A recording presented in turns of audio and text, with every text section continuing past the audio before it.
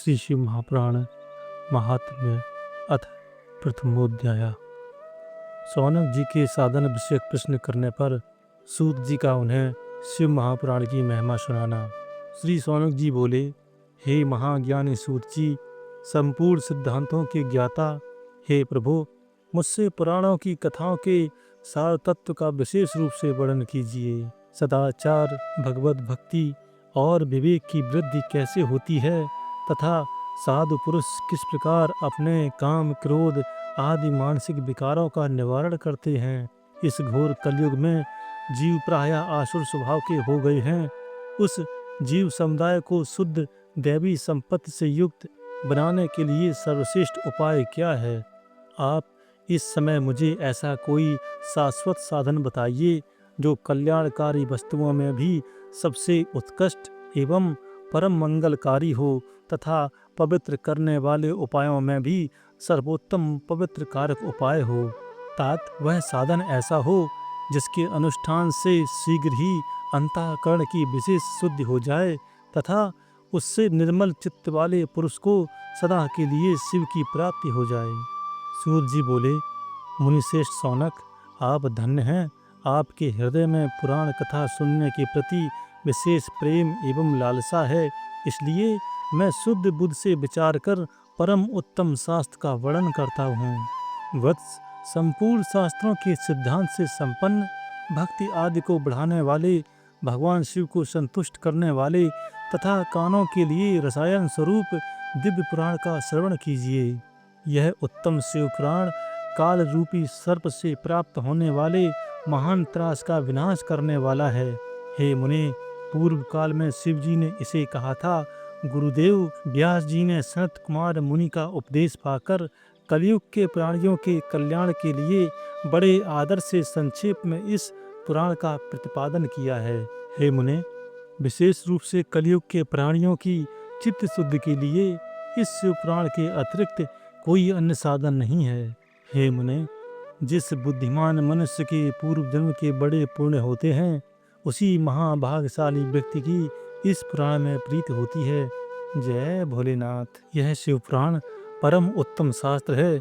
इसे इस भूतल पर भगवान शिव का वांग्मय स्वरूप समझना चाहिए और सब प्रकार से इसका सेवन करना चाहिए। इसके पठन और श्रवण से शिव भक्ति पाकर श्रेष्ठतम स्थिति में पहुंचा हुआ मनुष्य शीघ्र ही शिव पद को प्राप्त कर लेता है। इसलिए संपूर्ण यत्न करके मनुष्यों ने इस पुराण के अध्ययन को अभीष्ट साधन माना है और इसका प्रेम पूर्वक श्रवण भी संपूर्ण वांछित फलों को देने वाला है। भगवान शिव के इस पुराण को सुनने से मनुष्य सब पापों से मुक्त हो जाता है तथा बड़े बड़े उत्कृष्ट भोगों का उपभोग करके अंत में शिवलोक को प्राप्त कर लेता है। राजसूय यज्ञ और सैकड़ों अग्निष्टोम यज्ञों से जो पुण्य प्राप्त होता है वह भगवान शिव की कथा के सुनने मात्र से प्राप्त हो जाता है। हे मुने, जो लोग इस श्रेष्ठ शास्त्र शिव पुराण का श्रवण करते हैं उन्हें मनुष्य नहीं समझना चाहिए। वे रुद्र स्वरूप ही हैं, इसमें संदेह नहीं है। इस पुराण का श्रवण और कीर्तन करने वालों के चरण कमल की धूल को मुनगढ़ तीर्थ ही समझते हैं। जो प्राणी परम पद को प्राप्त करना चाहते हैं उन्हें सदा भक्ति पूर्वक इस निर्मल शिव पुराण का श्रवण करना चाहिए। हे मुनिश्रेष्ठ, यदि मनुष्य सदा इसे सुनने में समर्थ ना हो तो उसे प्रतिदिन स्थिर चित्त से एक मुहूर्त भी इसको सुनना चाहिए। हे मुने, यदि मनुष्य प्रतिदिन सुनने में भी असक्त हो तो उसे किसी पवित्र महीने में इस शिव पुराण का श्रवण करना चाहिए। जो लोग एक मुहूर्त, उसका आधा, उसका भी आधा अथवा क्षण मात्र भी इस पुराण का श्रवण करते हैं उनकी दुर्गति नहीं होती। हे मुनीश्वर, जो पुरुष इस शिव पुराण की कथा को सुनता है वह सुनने वाला पुरुष कर्म रूपी महावन को जलाकर संसार के पार हो जाता है। हे मुने, सभी दानों और सभी यज्ञों से जो पुण्य मिलता है वह फल भगवान शिव के इस पुराण को सुनने से निश्चल हो जाता है। हे मुने, विशेषकर इस कलिकाल में तो शिव पुराण के श्रवण के अतिरिक्त मनुष्यों के लिए मुक्तिदायक कोई अन्य श्रेष्ठ साधन नहीं है। शिव पुराण का श्रवण और भगवान शंकर के नाम का संकीर्तन दोनों ही मनुष्यों को कल्प वृक्ष के समान सम्यक फल देने वाले हैं, इसमें संदेह नहीं है। कलयुग में धर्माचरण से शून्य चित्त वाले दुर्बुद्धि मनुष्यों के उद्धार के लिए भगवान शिव ने अमृत रस स्वरूप शिव पुराण की उद्भावना की है। अमृत पान करने से तो केवल अमृत पान करने वाला ही मनुष्य अजर अमर होता है, किंतु भगवान शिव का यह कथामृत संपूर्ण कुल को ही अजर अमर कर देता है। इस पुराण की परम पवित्र कथा का विशेष रूप से सदा ही सेवन करना चाहिए, करना ही चाहिए, करना ही चाहिए। इस शिव पुराण की कथा के श्रवण का क्या फल कहूँ। इसके श्रवण मात्र से भगवान सदाशिव उस प्राणी के हृदय में विराजमान हो जाते हैं। यह शिव पुराण नामक ग्रंथ 24,000 श्लोकों से युक्त है। इसमें 7 संहिताएं हैं। मनुष्य को चाहिए कि वह भक्ति, ज्ञान और वैराग से भली भांति संपन्न हो बड़े आदर से इसका श्रवण करे। पहली विद्येश्वर संहिता, दूसरी रुद्र संहिता, तीसरी शतरुद्र संहिता, चौथी कोटि रुद्र संहिता और 5वीं उमा संहिता कही गई है। छठी कैलाश संहिता और 7वीं वायवीय संहिता। इस प्रकार इसमें 7 संहिताएं हैं। 7 संहिताओं से युक्त यह दिव्य शिव पुराण परब्रह्म परमात्मा के समान विराजमान है और सबसे उत्कृष्ट गति प्रदान करने वाला है। जो मनुष्य 7 संहिताओं वाले इस शिव पुराण को आदर पूर्वक पूरा पढ़ता है वह जीवन मुक्त कहा जाता है। हे मुने, जब तक इस उत्तम शिव पुराण को सुनने का सुअवसर नहीं प्राप्त होता तब तक अज्ञानवश प्राणी इस संसार चक्र में भटकता रहता है। भ्रमित कर देने वाले अनेक शास्त्रों और पुराणों के श्रवण से क्या लाभ है, जबकि एक शिव पुराण ही मुक्ति प्रदान करने के लिए गर्जन कर रहा है।